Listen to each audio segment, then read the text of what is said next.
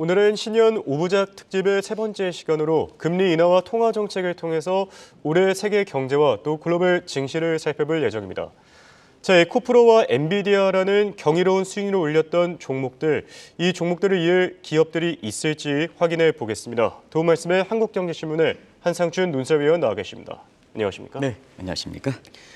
자, 먼저 국내 증시 얘기를 하지 않을 수 없겠죠. 어제 코스피 지수 정말 큰 폭으로 빠졌습니다. 포인트로 보면 한 62포인트 정도 하락했는데, 자, 해석이 분분하거든요. 어떻게 보셨습니까? 네, 많이 궁금해하시는 것 같아요. 예. 사실 연초에 우리 펀더멘탈이라든가 특별한 게 없었거든요. 그렇죠. 전부 신년 할애를 하기 때문에.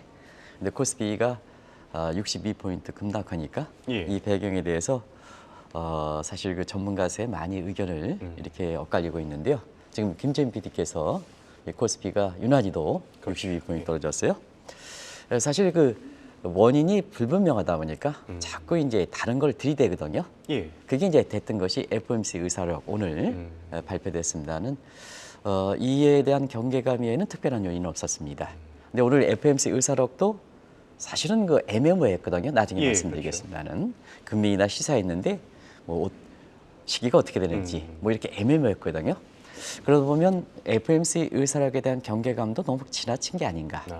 이것도 전문가들이 그냥 원인을 넣기 위해서 넣은 게 아닌가. 예. 이렇게 본다면 결국 시장 참여자별로 누가 주도했느냐, 매도를 주도했느냐 이걸 좀 따져봐야 되지 않느냐. 그러면 기관이 하루에 1조 2천억을 팔았거든요. 그러다 보니까 이 기관에서 뭐가 문제가 있는 게 아니냐. 시청자 여러분 다 이렇게 보시면 알겠지만 미국인도 그렇게 많이 팔지 않았거든요. 그런 적인 측면에서 볼 때 한국이 증권사들이 너무 과도하게 디지털로 갔거든요. 그러다 보니까 시청자 여러분 아시겠습니다는 자막을 좀 남겨주시기 바랍니다. 다들 새로운 내용이니까 예. 자막을. 우리 FGI 지수는 잘 알 겁니다. 예. 그래서 FGI 지수가 80을 넘어갈 때는 극단적 탐욕 단계다. 그렇죠. 미국도 작년 12월 21일 날 2단계 지나가니까 사실 디지털 상으로는 그동안 매도 쳐버리거든요. 사람이 없으니까 매도 쳐버리거든요. 인공지능이라든가 매도 쳐버리거든요. 예. 그 주가가 그때 많이 떨어졌거든요. 근데 여기에 이제 K자를 붙여서 KFGS에 80을 딱 접근하면 디지털 상으로 제로 옵션 순간적으로 매도가 나오게 되거든요. 그래서 어제 코스피 지수가 62포인트 떨어졌다 이렇게 됐습니다.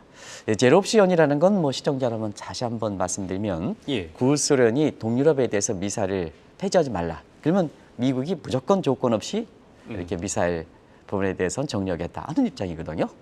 그러면 제로 옵션 KFGI 제로 옵션 80 여기는 어떻게 될 것이냐. 여기는 영어로 보겠습니다. 예. KFGI 지수가 80을 도달할 때는 디지털 상이기 때문에 사람 배제하고 무조건 셀 매도 친다는 얘기입니다. 그럼 주가가 떨어질 수밖에 없죠. 그렇죠. 그런 현상이 이렇게 됐습니다. 이 문제는 아마 금융 당국에서도 지나치게 디지털로 자산 관리하는 게 또 각종 펀드 운영하는 게 바람직할까 하는 이 측면에서 많은 시사점을 던져준다. 그래서 작년에도 디지털이 너무 많이 과도하게 다 보니까 3월에 미국의 SVB 사태도 그렇죠. 나타났고 예.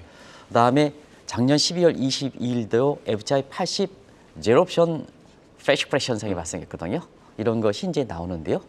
올해 디지털 비중이 높은 것에 따라서 굉장히 많은 증시라든가 금융권에 이러한 사태가 발생하지 않겠느냐 하는 그런 것도 금융권의 하나의 화두가 될 거로 이렇게 보이는데요.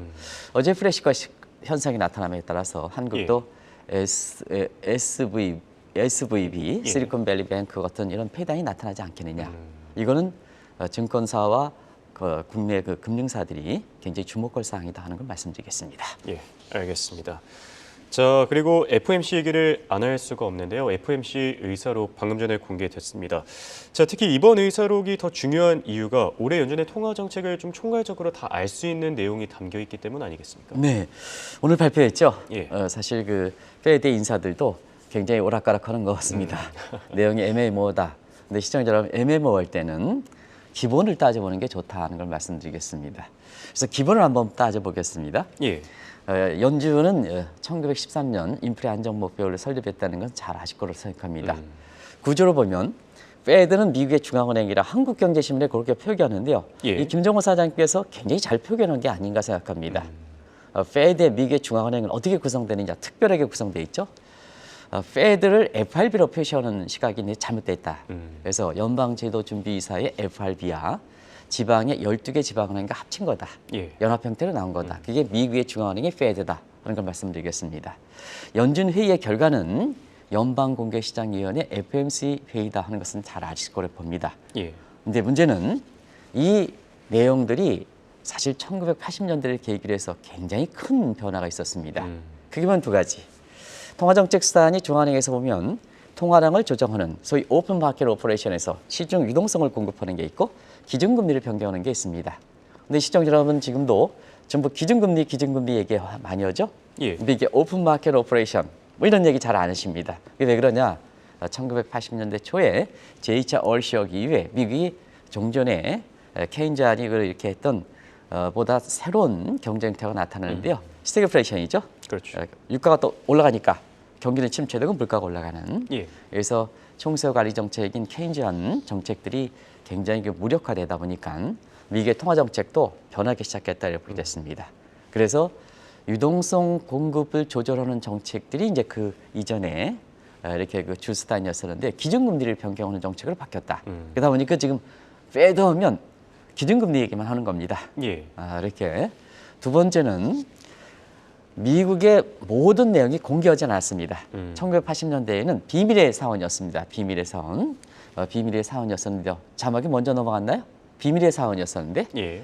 그 이후에는 신중한 이렇게 순차적인 이렇게 공개주의 원칙을 취했다고 보겠습니다. 그 공개주의 원칙이기 때문에 지금 뭐냐? 지금 한번 보겠습니다. 오늘 그 홍앵커도 얼마나 그 공부를 많이 하셨는지 오늘 같이 기본을 공부하니까 한번 보겠습니다. 알겠습니다. 그 FOMC 발표문 선언문에서 회의가 끝나고 FOMC 발표문 선언문을 얘기하죠? 예. 이거 언제부터 시작되는지 아십니까? 글쎄요, 언제부터 나왔을까요? 예, FOMC 선언문과 발표문은 예. 앨런 그랜스펀 시절부터 발표했던 겁니다. 예. 회의가 끝나고 발표. 그 이전에는 발표하지 않았습니다. 그게 비밀의 사원이 된 거죠. 그렇죠. 그다음에 기자회견은 언제부터 시작했느냐? 음. 1913년 서울체육가 아닙니다. 벤 버냉키 시절부터 했습니다. 아마 이거 알고 있는 사람 그렇게 많지는 않을 겁니다. 예. 저도 배워서 말씀드리는 겁니다. 제가 잘난 체 하는 게 아니라 예. 페드에 대해서는 뭐 30년 이상 공부를 하긴 했습니다는 그렇죠. 사실 시청자분한테 이 내용을 알아야 오늘 FOMC 의사록을 알 수가 있다는 얘기입니다. FOMC 의사록은 뭐냐?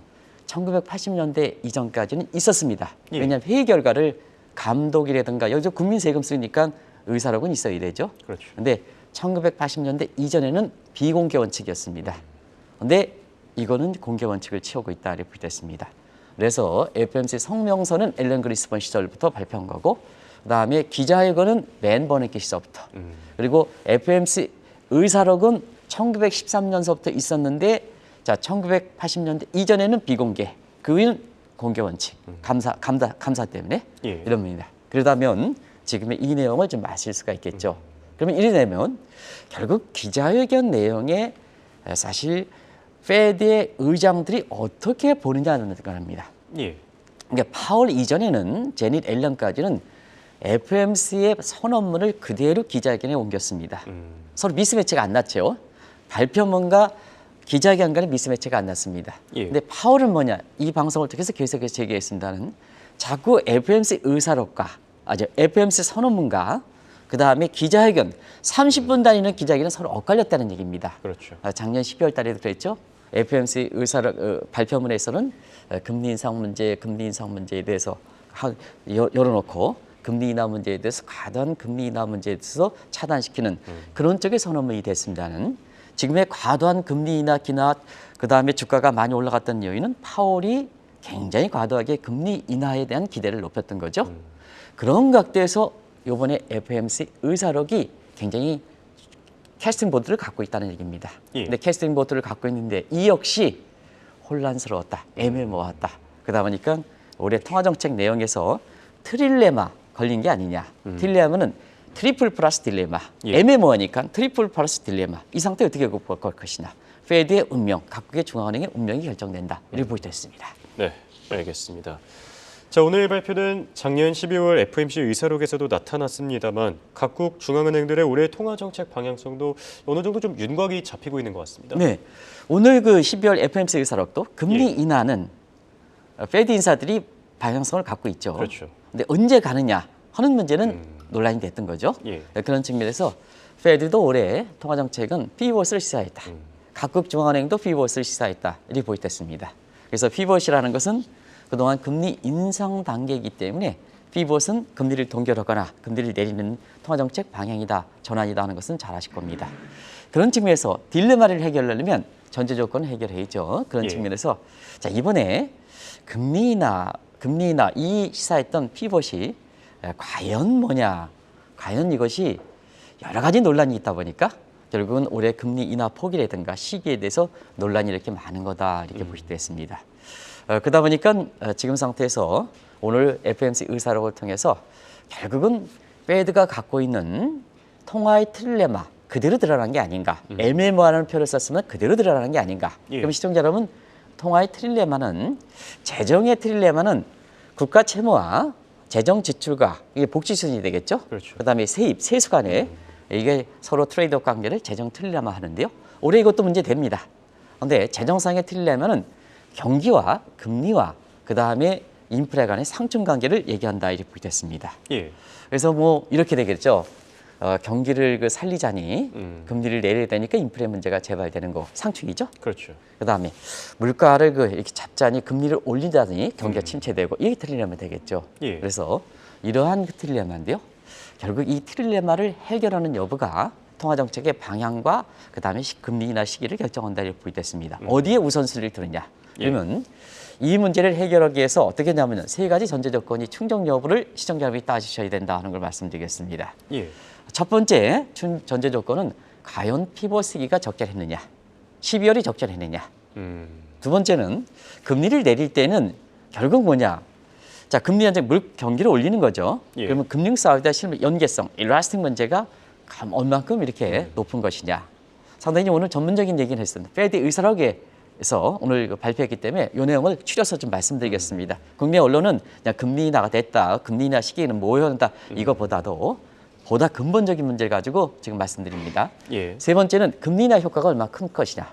과연 금리 인하 효과가 있는 거냐 하는 것을 이 세 가지 전제 조건에 따라서 트릴레마 해결 여부가 결정이 되고 트릴레마 해결 여부에 따라서 여기가 결정되면 통화의 우선순위는 계속해서 물가 안정이 둘 것인지 경기에 부양해 둘 것인지 이 여부가 결정되거든요. 예. 그러면 이제 경기 부양 쪽에 된다면 금리 인하 시기가 앞당기는 거고 그다음에 금리 인하 폭이 크게 가져가는 거고 그다음에 물가를 잡겠다고 여전히 되면 금리 인하 시기는 늦어지는 거고 금리 인하 폭은 적어지는 거고 예. 이렇게 되겠죠. 그렇죠. 이 문제가 굉장히 중요한 문제다는 걸 말씀드리겠습니다.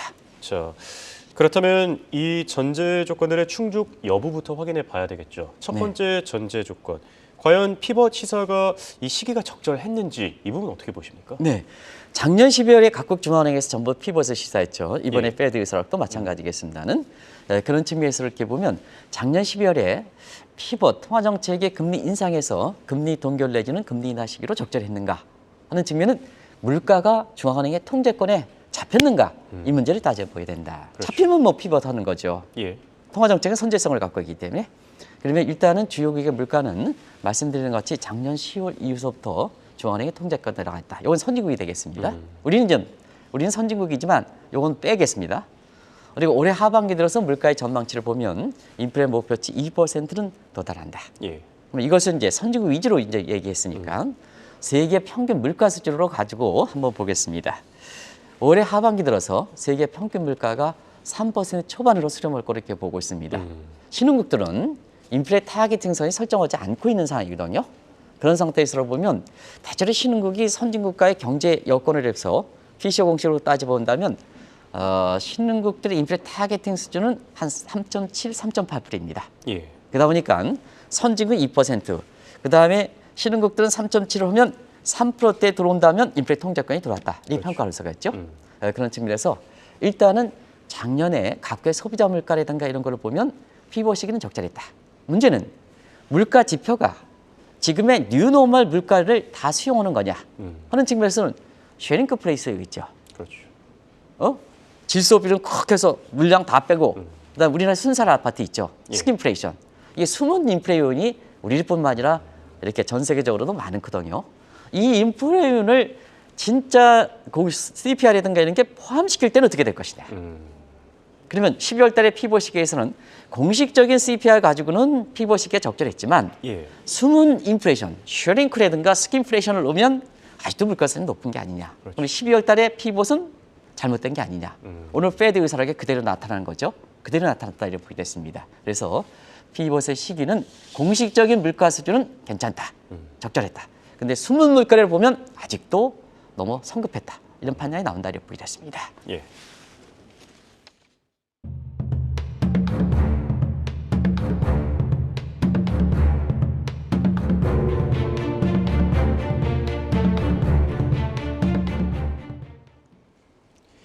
자, 그리고 두 번째 전제 조건입니다. 금융과 실물 부문 간의 연계성. 얼마나 높은지도 상당히 중요할 것 같은데요. 과거와 비교했을 때 한번 짚어주시죠. 네. 금리를 내리면 경기 부양한다. 그럼 금리 변화 효과가 있어야 되겠죠? 예. 그러면 통화 사이드는 금융 사이드에서 금리 나오면 실물과 어떻게 연계성이 높으냐. 연계성 높으면 금리 인하 효과가 높게 나오는 거죠. 그렇죠. 그다음에 연계성이 적으면 금리 인하 효과가 적은 거죠. 이 문제를 따지는 겁니다. 이런 측면에서 시청자 여러분, 1980년대 이후에 중앙은행의 양대 측에서 통화량 공급보다는 사실은 기준금리 열 때 이 기준금리 열 때 총수관리청에 효과가 나타나냐 하면 요 일라스틱 문제, 금융과 실물의 일라스틱 문제, 구체적으로 따지면 금리 변경과 총수에 관한 일라스틱 문제, 이 문제가 따진다 이렇게 보게 됐습니다. 예. 그런 과정에서 자 이거를 어떻게 따지느냐 하면 지금 빚이 많죠. 그러면 홍영표가 빚을 빌린다. 빚을 빌린다. 여기 예. 두 가지 목적이 있겠죠. 하나는 쓰기 위해서 그렇다. 소비하기 위해서 그렇다면 경제 성장이 높아지는 거죠. 그렇죠. 근데 빚을 빌렸다. 근데 홍영표는 그러지 않겠습니다는 내가 빚이 많은데 이자 상환에 쓴다. 그러면 소비 행위가 되지 않겠죠. 예. 그러면 경기 부양 효과가 적겠죠. 그런 과정에서 자막을 보여주시기 바랍니다. 굉장히 중요한 대목이기 때문에 자막을 보여주시기 바랍니다. 두 번째 자막 보내주시기 바랍니다. 두 번째 자막. 그래서 네, 여기서 금융과 실물에서의 연계성은 부채 대비, 빚 대비해서 GDP 비율로 평가한다 이렇게 보겠습니다. 근데 이 비율로 보면 1990년대는 0.8, 근데 최근에 0.4입니다. 이건 무슨 얘기냐? 예. 자, 은행에서 빚을 빌릴 때 빚 대비 GDP 기여도가 90년대 초에 0.8까지 갔다는 것은 빚을 빌려서 빚 부담이 없으니까 소비에 썼다. 그러면 GDP 올라가겠죠. 예. 근데 최근에 일단 0.4로 떨어졌습니다. 그러면 홍영표가 빚이 많습니다. 빚을 빌린 것이 경제행위 소비에 쓰는 게 아니라 그렇죠. 이자 상환에 쓴다. 그럼 빚의 악순환 고리가 들어갔다는 얘기입니다. 그렇죠. 상당히 중요한 대목인데요. 아마 이창용 총재께나 최상무 부총리께서 잘 알고 계실 거로 생각합니다. 한국이 지금 가계부채 문제할 때 이 비를 잘 따져야 될 문제거든요. 그런 측면에서 요 비례 연계성을 볼 때는 지금 금리를 인하하더라도 사실상 뭐냐 그 경기 부양 효과가 그렇게 크진 않다 이렇게 보게 됐습니다. 예, 알겠습니다. 자, 두 번째 전제 조건까지 살펴봤고요. 세 번째 전제 조건의 충족 여부 아주 중요하다고 하는데 코로나 사태를 계기로 완전히 변했다고 합니다. 어떻게 변했습니까? 자, 금리 인하하면 소비수는 소비적 대체 효과라는 거죠. 예. 그리고 금리 인하하면 금융 사이드의 주식이라든가 부동산이 올라가면 웰스펙트 자산 효과가 나타나는 거죠. 그런 측면에서 금리 인하에 따라서 소득 대체 효과는 지금까지 말씀드렸고, 그다음에 포트폴리오 변경 효과 이걸 좀 따져줘야 된다. 예. 금융이 실물보다 3대 1 정도 높기 때문에 금리 인하하면 지금 과도한 금리 있다 때문에 지난 12월에도 얼마만큼 주가가 올라갔습니까? 그럼 백화점 관련 확률이 높죠? 이렇게 되면 웰스펙트가 플러스로 나온다. 이건 부의 효과다. 이렇게 보게 됐습니다. 근데 만약에 사실 포트폴리오 변경 효과 현금 성향으로 높아진다. 예. 그러면 주식 부동산 안 올라가겠죠. 그렇죠. 그럼 내가 이렇게 자산 소득이 없다 보니까 이렇게 경기에 있어서 마이너스 효과가 되죠. 이건 마이너스 역자산 효과다 이렇게 보게 됐습니다. 이 효과를 보는 거다 이렇게 보게 됐습니다. 그런 측면에서 자, 올해 이제 과도하게 금리를 기대한다. 오늘 FOMC는 경계했습니다는 지금까지 12월 달 초까지 12월 말까지 과도하게 금리 인하를 했다. 파월의 입장대로 할 때는 어떻게 됐냐? 자, 과도하게 금리를 내린다. 그러면 지금까지 금리 인상에 따라서 소비를 못했죠. 그러면 금리 인하되면 한프리성 소비, 보복서가 나타나겠죠. 예. 소득 대책이 나왔겠죠. 그리고 지금 뭐냐? 금리 과다하게 금리다 보니까 어떻게 되겠습니까? 포트폴리오 변경을 주식과 부동산 쪽으로 옮기죠. 자산 효과 나죠. 그러면 소득 대책과도 플러스로 나오고 포트폴리오 변경제도 플러스 나오니까 자 경기가 갑작스럽게 올라가고 인플레가 갑작스럽게 재발 소지가 있다는 얘기입니다. 그러니까 보니까 12월 페드 의사록에서는 경기를 해야죠. 그렇죠. 과도한 경기를 해야죠. 자, 왜 그러냐? 자, 지금 상태에서 금리를 잡겠다고 해서 금리를 올려왔는데, 물가를 잡겠다고 올려왔는데, 예. 과하게 금리가 돼서 소비 효과 나타나서 소득 대체 효과 나타나고, 부동산 가격이 올라가고 주식 가격이 올라가서 자, 인플레 재발이 되면 지금까지 금리 인상 당신들 뭐 했느냐? 그렇죠. 예. 이렇게 비판을 받을 수가 있죠. 그래서 페드 입장에서는 과다하게 파월이 얘기했던 것을 경계할 수밖에 없죠. 그런 측면에서 이 문제는 굉장히, 그래서 시청자 여러분한테 과도한 금리 인하는 물가가 잡히지 않은 상태에서 너무 이렇게 가져가는 것은 경계할 필요가 있다는 것을 누차히 말씀드린 것도 바로 이 대명입니다. 예. 이전에서부터 통화의 틸레마는 계속해서 주목해야 된다는 걸 말씀드렸습니다. 근데 이 내용을 페드의 이번에 의사록의 내용과 겹쳐서 한번 세심하게 좀 전문적으로 분석해 드리는 겁니다. 예. 자, 지금까지 말씀해 주신 내용을 정리해 보면요. 그만큼 올해 금리 인하, 물론 진행되긴 하겠지만 그 폭 자체에 대해서는 이렇게 신속하게 추진하기 어려울 것이다. 이런 생각이 드는데 어떻게 보십니까? 네, 오늘 의사록 보니까 애매모호하고 어렵다. 그렇죠. 홍익께도 그러시죠? 예. 이 방송에서 이렇게 할 때는 그런 측면에서 어렵다 할 때, 통화 정책에서 어렵다 할 때 보통 헤롯 노마의 knife edge theory, 칼날이를 갖는 이러한 것을 비유할 수 있다 이렇게 보겠습니다. 예. 자, 그러면 이 거시경제학을 공부하시는 분은 골든걸 칼날이는 뭐냐? 실제 성장률과 균형 성장률과 잠재 성장이 일치할 때 경제가, 근데 여기 떨어지면 굉장히 큰 상처가 나타나죠. 그렇죠. 칼날에서 무속인이 떨어지면 큰 상처가 나타나죠. 그러면 이제 통화정책 측면을 보겠습니다. 예. 자, 홍영커가 중앙은행의 총재입니다. 이창용 총재입니다. 양쪽 어깨에 물동이를 딱 두 개를 하고 가야 됩니다. 가는 측면에서 한쪽 물동이는 경기 안정이라는 물, 그 다음에 한쪽은 물가 안정이라는 예. 물, 요걸 딱 해가지고 가야 되는 그 물지개를 들고 균형을 갖고 가야 됩니다. 떨어지면 큰 상처가 나다니까. 그렇죠. 그러니까 이렇게 금리 위를 걸어가는 이런 칼로 비유될 수 있다 이렇게 보겠습니다. 그럼 어디까지 가야 되느냐? 예. 12월 전도표상을 보겠습니다. 페이스에서부터 전도표 이런 거 보겠습니다는 자막 돌려주시기 바랍니다. 최종 정책지까지는 어디까지 갈 것이냐 하는 측면은, 자, 페드의 의사록의 전도표가 얼마 나왔습니까? 전도표상의 중립가 2.5% 납니다. 그렇죠. 인플레 타겟팅은 2%입니다. 합치십시오. 그러면 경기 안정과 물가 안정을 동시에 들어가는 최종 정착지 4.5%가 나오는 거죠. 그러면 지금 기준금리 얼마입니까? 상단으로 5.5죠. 예. 그러면 탁 하면 4차례 내려야죠. 그렇죠. 그래서 올해 같은 경우에는 빠르면 3월서부터 4차례 정도 변경한다. 3에서 4차례 정도 변경한다. 최종 정착지가 4.5% 가니까 5.5에서 4.5를 가니까 4차례 정도 나오는 거죠. 나오는 거죠. 그런 측면에서의 이렇게 오늘 페드 의사록이 보다 명확해지게 나오는 거다 이렇게 볼 때 있습니다. 네. 자, 얘기를 다 듣고 나니까 보다 명확하게 이해가 되는 것 같은데요. 그런데 중앙은행이 만약에 실수할 경우에 이 경기 안정과 물가 안정을 다 잘 가져가야 되는데 한쪽으로 치우치지면은 이 칼날에서 떨어져서 큰 상처를 입지 않겠습니까? 네, 남녀간에도 사실상 그 기량할 때 예. 확실한 의지를 보면 안 되거든요. 그렇죠. 애매모호하게 하는 게 오랫동안 연애 지에서 한다는 게 저희는 있습니까? 뭐 밀고 당기기, 밀당, 밀당이라 했지 않습니까? 그런 측면에서 사실은 뭐냐, 어느 한편에 뭐 가야 될 길이 많은데, 연애 길이 많은데 초반부터 모든 게 뭐냐, 오늘 방송 아침에 얘기할 수 없겠습니다는 초반부터 모든 게 확정식으로 그 뭐 시청자 여러분이 생각하시기 바랍니다. 예. 그럼 연애가 멀리 가야 되는데요, 결혼까지 멀리 가야 되는데요, 초반에 뭐가 좀 잘 안 되면 안 되지 않습니까? 그렇죠. 그럼 이제 상상의 나래를 좀 하시는데요. 그래서 뭐냐, 지금 중앙은행 입장에서도 지금 예. 갈 길이 많은데 지금 성급하게 금리 인하한다. 그렇죠. 그럼 어떻겠습니까? 볼과 실수를 저지르죠. 칼로리스 떠드시지 않습니까? 물가 자집되지 않은 새 경기를 부양하기 위해서 금리를 내린다 하면 물가 재발하죠. 그다음에 그렇다고 해서 지금 상태에서 물가를 안정시킨다 하고 금리를 내리지 않으면 뭐냐, 과거의 에클스의 실수가 저는 경기 대공황 사태를 발생시키죠. 이런 예. 상태죠. 그러면 이제 자, 홍앵커가 이 양동의 물을 가야 되는데 더 날카로워진 칼날이를 갈는데 이게 힘들다, 애매모호하다. 어떻게 할까겠습니까? 그러면 그 칼날 위를 무디게 하면 되지 않습니까? 칼날이를 무디게 한다는 게 뭐냐? 인플레 타겟팅을 올리면 되죠. 그렇죠. 인플레 타겟팅은 지금 뭐냐? 2% 너무 갈 길이 많다. 예. 그러다 보니까 무디게에서 3%로 무디게 하면 자, 어떻게 되겠습니까? 금리 인하도 좀 조금만 하면 되고, 그렇죠. 가야 될 길도 뭐냐? 3% 되니까 어떻게 됐습니까? 3%에 플러스 전도표 상에서 보면 전도표 2.5% 나온다, 중립금리. 그럼 안 올리더라도 안 내리도 됐지 않습니까? 예. 경기도 안정되고 물가도 안정시킬 수 있으니까. 그죠?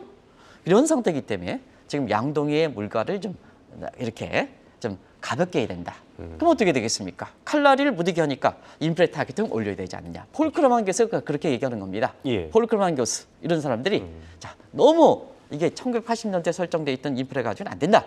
이렇게 그래서 이 나이페지스열에 대비해서 인플레 목표치를 올려서 양동 물고기의 무게를 물의 무게를 좀 낮춰야 된다. 이창용 정책께서 자꾸 페드 따라가기 위해서 물가 안정 최상목 그 부총리께서 신년사에 물가 안정 하는데요. 그러지 마시고 좀 유연하게 해서 지금 2% 설정할 때가 1980년대니까 지금 경기 상황이 얼마큼 했고 경제 주체들이 페드라든가 우리 중앙은행이라든가 그다음에 뭐냐 부총리의 힘이 좀 과거보다 약해졌지 않습니까? 그러면 국민들 좀 수용해서 유연하게 가져가야죠. 그게 뭐냐? 칼날을 좀 묻게 해야죠. 그게 우리나라도 인플레 타겟팅을 자꾸 2%만 강조하지 마라. 예. 그런 것을 시사한다 이렇게 보여졌습니다. 알겠습니다. 자, 지금까지 도움 말씀의 한국경제신문의 한상춘 논설위원이었습니다. 네, 고맙습니다. 네, 고맙습니다.